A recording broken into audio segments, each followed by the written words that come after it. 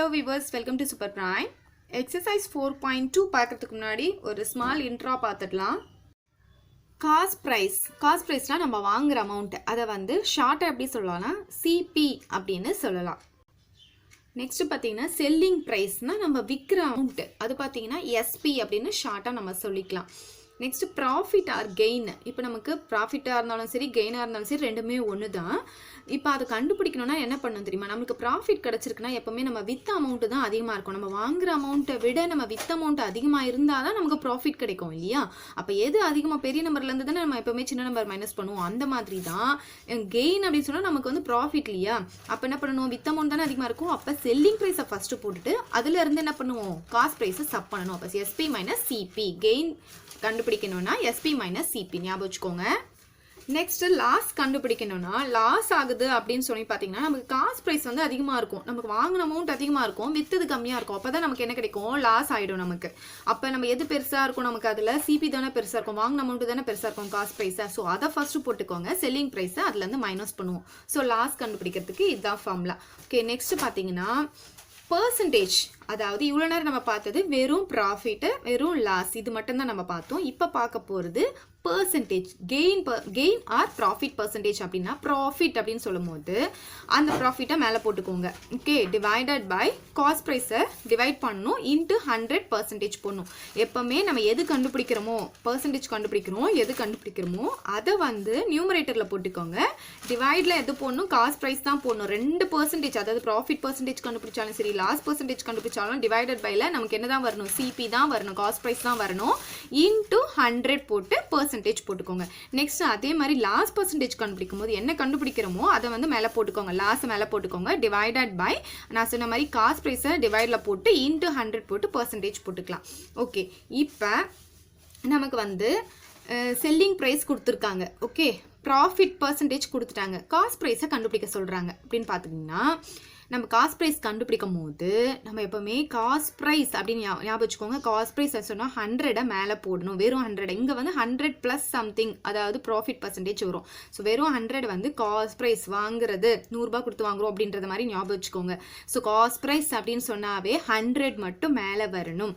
அப்புறம் divided by 100 plus profit கொடுத்துருந்தா plus profit percentage போடுவோம். அதுவே லாஸ் பர்சன்டேஜ் கொடுத்துருந்தாங்கன்னா மைனஸ் லாஸ் பர்சன்டேஜ். நம்மளுக்கு லாஸ்னாவே நமக்கு மைனஸ் தானே, எல்லாமே நமக்கு வந்து லாஸ் ஆகுதுன்னு சொல்லும்போது மைனஸ், ப்ராஃபிட் நம்ம வந்து plus. So plus profit percentage போடுவோம் into selling price. Cost price கண்டுபிடிக்கும் போது இங்கே என்ன வரணும்? செல்லிங் ப்ரைஸ் வரணும்.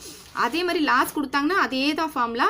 காஸ்ட் ப்ரைஸ் வந்ததுன்னா மேலே வந்து 100 ருபீஸ்ன்றது ஞாபகம் வச்சுக்கோங்க. 100 மேலே போட்டு டிவைடட் பை 100 லாஸ்ன்னு சொல்கிறதுனால மைனஸ் போட்டு loss percentage into selling price போடுவோம். இன்கேஸ் இப்போ வந்து நமக்கு காஸ்ட் ப்ரைஸ் கொடுத்துட்டாங்க, ப்ராஃபிட் பர்சன்டேஜும் கொடுத்துட்டாங்க, செல்லிங் ப்ரைஸ் கண்டுபிடிக்க சொன்னாங்கன்னா செல்லிங் ப்ரைஸ் அப்படின்னு வந்தாவே டிவைடில் 100 வரணும்னு ஞாபகம் வச்சுக்கோங்க. காஸ்ட் ப்ரைஸ்னா நியூமரேட்டரில் 100, செல்லிங் ப்ரைஸ் அப்படின்னு சொன்னாவே நம்ம விற்கிறதுன்னு சொன்னாவே டிவைடில் போட்டுருங்க. ஓகேவா? டிவைடில் 100 வரும். மேலே பார்த்தீங்கன்னா 100 ப்ராஃபிட் கொடுத்தாங்கன்னா plus profit percentage.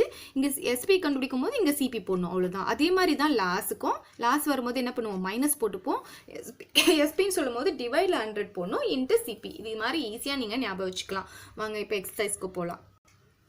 First question பாருங்க. Fill in the blanks. Loss or gain percentage is always calculated on the loss gain. ரெண்டுத்துக்கும் percentage. ஓகே, ரெண்டுமே எது தேவை? லாஸ் பர்சன்டேஜ் கண்டுபிடிக்கனாலும் கெயின் பர்சன்டேஜ் கண்டுபிடிக்கனாலும் நமக்கு என்ன தேவை? இங்கே பாருங்க, இது ப்ராஃபிட் பர்சன்டேஜ், இது லாஸ் பர்சன்டேஜ். ரெண்டுத்துலையுமே நமக்கு எதை யூஸ் பண்ணி கண்டுபிடிக்கிறோம்? சிபி யூஸ் பண்ணி தான் கண்டுபிடிக்கிறோம். ஸோ சிபினா என்ன? Cost price. அப்போ நம்ம இங்கே என்ன எழுதணும்? காஸ்ட் ப்ரைஸ்ன்னு நம்ம இங்கே எழுதிக்கலாம். ஓகே, நெக்ஸ்ட் ஒன் பாருங்க. A mobile phone is sold for rupees 8,400 at a gain of 20%. Okay, அப்போ என்ன பண்ணுறாங்க? ஒரு மொபைல் ஃபோனை விற்கிறாங்க. அப்போ இது என்னது? வித் அமௌண்ட்டுன்னு சொல்லும் போது நம்ம என்ன பண்ணலாம்? அதை செல்லிங் ப்ரைஸ் அப்படின்னு போட்டுக்கலாமா? சோல்டு தானே பண்ணுறாங்க. எவ்வளோ கொடுத்துருக்காங்க? rupees 8,400. கெயின் கொடுத்துருக்காங்க. அது விற்றதுனால என்ன ஆச்சு? அவங்களுக்கு கெயின் வந்துச்சு. அப்போ கெயின் எவ்வளோ கொடுத்துருக்காங்க? 20% கொடுத்துருக்காங்க. Okay, the cost of the mobile phone is அப்போ என்ன கேட்குறாங்க காஸ்ட் ப்ரைஸ் கேட்குறாங்க ஓகே நம்ம இப்போ தான் ஃபார்முலா பார்த்தோம் செல்லிங் ப்ரைஸ் கொடுத்துட்டாங்க கெயின் பர்சன்டேஜ் கொடுத்துட்டாங்க காஸ்ட் ப்ரைஸ் கண்டுபிடிக்கிறதா நான் என்ன சொன்னேன் 100 மேலே போடுங்க அப்படின்னு சொன்னேன் நியூமரேட்டரில் காஸ்ட் ப்ரைஸ்னா 100 ரூபாய் கொடுத்து வாங்குறோம் அப்படின்னு ஞாபகம் சொன்னா இல்லையா அப்போ 100 மேலே போடுங்க டிவைடில் நம்ம என்ன பண்ணுவோம் 100 ப்ளஸ் போட்டுட்டு நமக்கு என்ன கொடுத்துருக்காங்கன்னு பார்க்கணும் ப்ராஃபிட் கொடுத்தாங்களா ப்ளஸ் போட்டுப்போம் லாஸ் கொடுத்தாங்கன்னா மைனஸ் போடுவோம் அவ்வளோதான் இப்போ நமக்கு என்ன கொடுத்துருக்காங்க கெயின்னா ப்ராஃபிட் தானே அப்போ ப்ளஸ் போட்டுட்டு நமக்கு என்ன கொடுத்துருக்காங்க இங்கே ப்ராஃபிட் பர்சன்டேஜ் எவ்வளோ கொடுத்துருக்காங்க ப்ராஃபிட்னாலும் கெயின்னாலும் ரெண்டும் ஒன்று தான் எவ்வளோ கொடுத்துருக்காங்க 20% வந்து நமக்கு கொடுத்துருக்காங்க இல்லையா அங்கே ப்ராஃபிட் பர்சன்டேஜ் இன்ட்டு நம்ம இங்கே காஸ்ட் ப்ரைஸ் கேட்டால் நம்ம இங்கே என்ன போடணும் செல்லிங் ப்ரைஸ் போடணும் ஓகே ஸோ இப்போ என்ன பண்ணலாம்னா 100 divided by 100 plus profit percentage நமக்கு இங்கே எவ்வளோ இருக்குது 20% இருக்கு இல்லையா அப்போ நம்ம இங்கே என்ன பண்ணணும் 20% 20 into selling price into selling price எவ்வளோ கொடுத்துருக்காங்க 8400 கொடுத்துருக்காங்க ஓகே இப்போ பாருங்கள் இது என்னாகும் 100 டிவைடட் பை 100 ப்ளஸ் 20 என்னாகும் 120 ஆகும் இன்ட்டு 8400 இப்போ ஒரு ஜீரோக்கு ஒரு ஜீரோ நம்ம கேன்சல் பண்ணிடலாம் இப்போ இங்கே பார்த்தீங்கன்னா இது எந்த டேபிளில் நம்ம கேன்சல் பண்ணலாம் 12 டேபிளில் 84 வருமா 7 டைம்ஸ் நமக்கு 12 டேபிளில் 84 வரும் இல்லையா அப்போ இது 1 டைம் கேன்சல் பண்ணிவிட்டு இது 7 டைம் 84 அப்புறம் இங்கே ஒரு ஜீரோ இருக்குது அப்போ ஒரு ஜீரோ நம்ம போட்டுக்கலாம் ஸோ இப்போ இது ரெண்டுத்தையும் மல்டிப்ளை பண்ண போது என்ன ஆகும்னா 1யும் 7யும் மல்டிப்ளை பண்ணிக்கோங்க 7 எத்தனை ஜீரோ இருக்குது 1 2 3 3 ஜீரோஸ் இருக்குது 3 ஜீரோஸை வந்து நம்ம ஆட் பண்ணிக்கலாம் ஸோ நமக்கு என்ன கண்டுபிடிக்கிறோம் சிபி தானே காஸ்ட் ப்ரைஸ் அப்போ என்ன பண்ணணும் முன்னாடி ருப்பீஸ் போட்டுக்கணும் எவ்வளோ வந்திருக்கு ருப்பீஸ் 7000 இதான் இதோடைய ஆன்சர் ஸோ நம்ம எடுத்து எழுதிடலாம் ருப்பீஸ் 7000 நெக்ஸ்ட் ஒன் பாருங்கள் An article is sold for rupees 555 at a loss of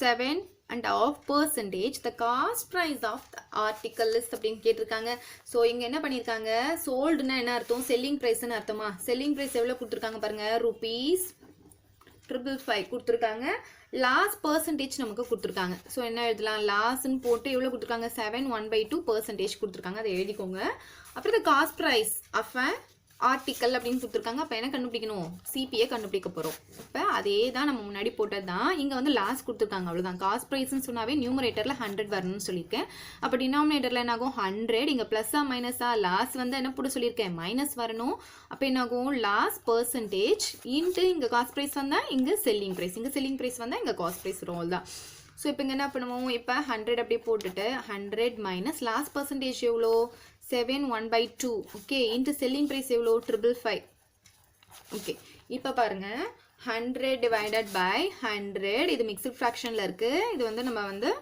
இம்ப்ராப்பருக்கு change பண்ணிக்கலாம் இது ரெண்டும் மல்டிப்ளை பண்ணிக்கோங்க 7 2 14 ப்ளஸ் 1 இது ரெண்டும் மல்டிப்ளை பண்ணிட்டு இதை நம்ம ஆட் பண்ணுவோம் இல்லையா மிக்ஸில் இருந்ததுன்னா அப்போ இது ரெண்டும் மல்டிப்ளை பண்ணால் 14 அது 1 ஆட் பண்ணால் 15/2 வந்துடும் ஓகே இன்ட்டு 555 இப்போ பாருங்கள் 100 பை இப்போ இந்த மாதிரி இருந்ததுன்னா இதுக்கு டிவைடில் 1 இருக்கிறதா அர்த்தம் இப்போ நம்ம இதுக்கு எல்சிஎம் எடுக்கணும் இங்கே ப்ளஸோ மைனஸோ இருந்தால் நம்ம எல்சிஎம் எடுப்போம் மல்டிப்ளேல இருந்து அப்படியே மல்டிப்ளை பண்ணிடலாம் இப்படி இருந்தால் கண்டிப்பாக எல்சிஎம் எடுக்கணும் இப்போ இதுக்கு எல்சிஎம் எடுத்தால் எனக்கு இது ஹோல் டிவைடட் பை இதுக்கு கீழே தான் நம்ம இதை பண்ணிகிட்ருக்கோம் இப்போ டிவைடட் பை 1 × 2 போட்டுக்கலாம் இப்போ ஃபஸ்ட்டு டேர்ம் இன்ட்டு எல்சிஎம் போடும்போது ஃபஸ்ட் டேர்ம் என்னங்க 100 இல்லையா 100 கூட எல்சிஎம் என்ன 2 மல்டிப்ளை பண்ணுறோம் அப்போ 100 × 2 என்ன ஆகும் நமக்கு 200 ஆகும் மைனஸ் இருக்கா போட்டுக்கோங்க இப்போ இதுதான் செகண்ட் டேர்ம் இன்ட்டு எல்சிஎம் என்ன 2 அந்த 2 இந்த 2 கேன்சல் ஆகிட்டு நமக்கு என்ன கிடைக்கும் 15 மட்டும் கிடைக்கும் into 555 okay equal to 100 by 200ல இருந்து 15 மைனஸ் பண்ணால் நமக்கு என்ன கிடைக்கும் 185 கிடைக்குமா அப்புறம் என்ன பண்ணலாம் divided by 2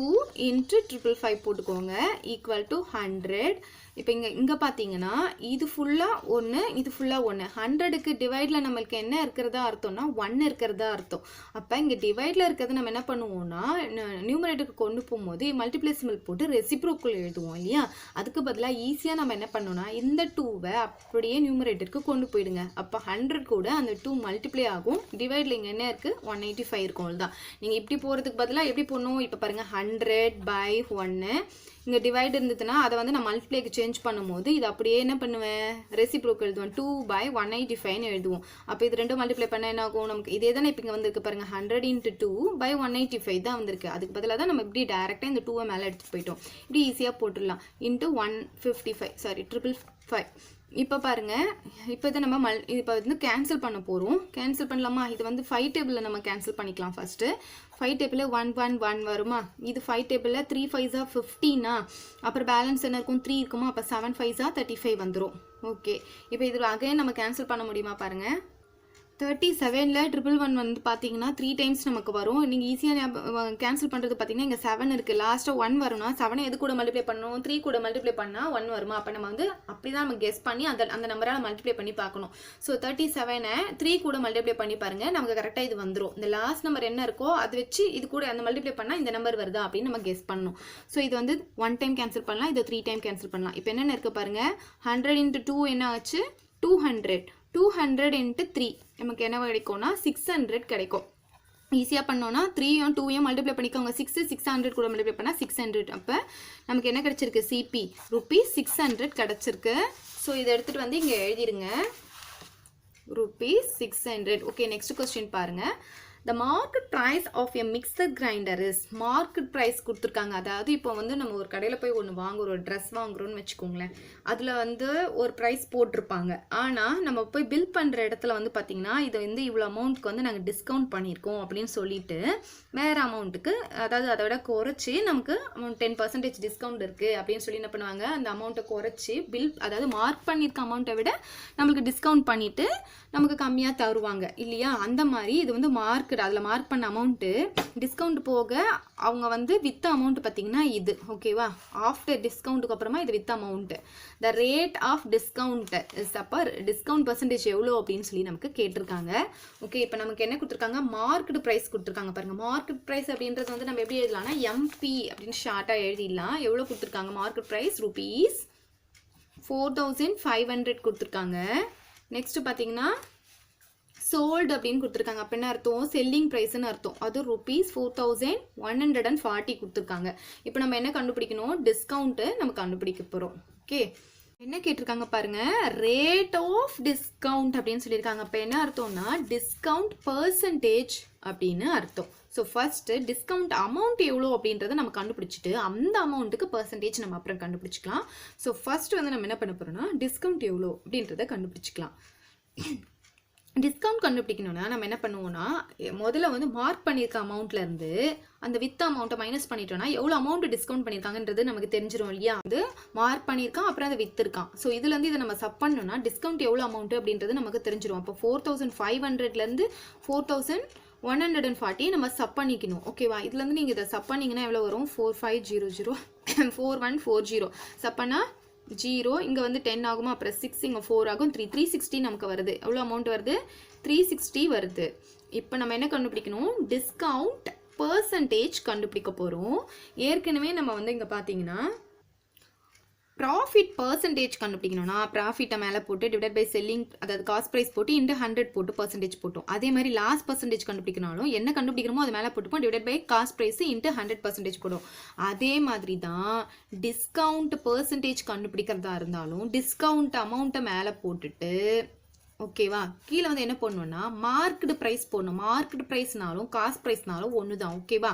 so market price நம்ம எங்கே போட்டுக்கிறோம்? ஏன்னா டிஸ்கவுண்ட் கண்டுபிடிக்கும் போது மார்க் ப்ரைஸ் தான் நம்ம போடணும். இன்ட்டு 100%. ஓகே, மார்க்கெட் ப்ரைஸ்னாலும் காஸ்ட் ப்ரைஸ்னாலும் ஒன்று தான். ஸோ அதை எடுத்துகிட்டு வந்து நம்ம இங்கே போடலாமா? அப்போ டிஸ்கவுண்ட் பர்சன்டேஜ் கண்டுபிடிக்கணும்னா discount amount divided by market price. So discount amount எவ்வளோ நமக்கு தெரியும்ல, ₹360 டிவைடட் பை மார்க்கெட் ப்ரைஸ் எவ்வளோ? இங்கே 4500. இதுதான் வந்து நமக்கு மார்க்கெட் ப்ரைஸ்.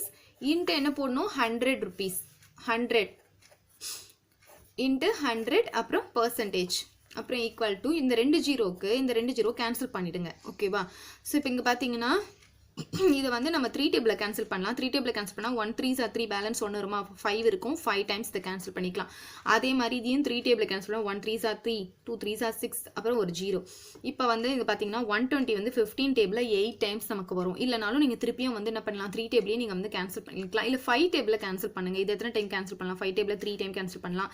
இது 5 டேபிளில் பார்த்தீங்கன்னா 2 5s are 10, திருப்பி 2 இருக்குமா? 4. பட் 20 வந்து 5 டேபிளில் நமக்கு 4 டைம்ஸ் நமக்கு வரும். திருப்பி 3 டேபிளில் கேன்சல் பண்ணும்போது இது 1 டைம், இது வந்து 8 டைம் வரும். அப்போ 8%, 8 தானே இங்கே பேலன்ஸ் இருக்குது. அப்போ 8 போட்டு பர்சன்டேஜ். அப்போ டிஸ்கவுண்ட் பர்சன்டேஜ் நமக்கு எவ்வளோ கிடச்சிருக்கு அப்படின்னு சொல்லி நீங்கள் பார்த்தீங்கன்னா 8% கிடச்சிருக்கு. ஸோ அதை எடுத்துகிட்டு வந்து எழுதிடலாம். 8%. ஓகே, நெக்ஸ்ட் ஒன் பாருங்க. The total bill amount of a shirt costing rupees 575. அதாவது ஒரு டோட்டல் பில் அமௌண்ட் எவ்வளோ அப்படின்றத கேட்டிருக்காங்க. ஷர்ட்டோடைய காஸ்ட்டு கொடுத்துட்டாங்க, டிஷர்ட்டுடைய காஸ்ட்டு கொடுத்துட்டாங்க, அப்புறம் வந்து ஜிஎஸ்டி போட்டிருக்காங்க. அது எவ்வளோ பர்சன்டேஜ் பார்த்தீங்கன்னா 5% வந்து நமக்கு அவங்க போட்டிருக்காங்க. அப்போ டோட்டலாக எவ்வளோ பில் அமௌண்ட் ஆச்சு அதுதான் கொஸ்டின். ஓகே, ஸோ ஃபஸ்ட்டு ஷர்ட்டோடைய காஸ்ட் எவ்வளோ அப்படின்றத எழுதிக்கலாம். ஷர்ட் பார்த்தீங்கன்னா rupees 575. நெக்ஸ்ட் என்ன கொடுத்துருக்காங்க, டிஷர்ட் பார்த்தீங்கன்னா எவ்வளோ கொடுத்துருக்காங்க, rupees 325 கொடுத்துருக்காங்க. ஓகேவா? ஓகே, நெக்ஸ்ட்டு நமக்கு என்ன கொடுத்துருக்காங்க, ஜிஎஸ்டி கொடுத்துருக்காங்க. அப்புறம் ஜிஎஸ்டி வந்து 5% நமக்கு கொடுத்துருக்காங்க. இப்போ டோட்டல் பில் அமௌண்ட் கண்டுபிடிக்கணும்னா ஃபஸ்ட்டு வந்து இந்த ஷர்ட்டும் டிஷர்ட்டும் எவ்வளோ ஆச்சு அப்படின்னு சொல்லி நம்ம கால்குலேட் பண்ணிக்கலாம். இது ரெண்டுத்தையும் நம்ம முதல்ல ஆட் பண்ணலாம். ஆட் பண்ண நினைக்கும் 5 + 5 10 பேலன்ஸ் 1 8 10 பேலன்ஸ் 1 6 900 நமக்கு கிடைக்குது. ஸோ இதுதான் வந்து காஸ்ட் ப்ரைஸ். இதில் வந்து ஜிஎஸ்டி வந்து எவ்வளோ போட்டிருக்காங்க, அதாவது டேக்ஸ் போட்டிருக்காங்க. எவ்வளோ போட்டிருக்காங்கன்னு பார்த்தீங்கன்னா 5% போட்டிருக்காங்க. இந்த அமௌண்ட்டுக்கு 5% எவ்வளோ அப்படின்றத நம்ம கண்டுபிடிச்சிக்கணும். 5%னா எவ்வளோ அமௌண்ட் அப்படின்றத கண்டுபிடிச்சிக்கணும்.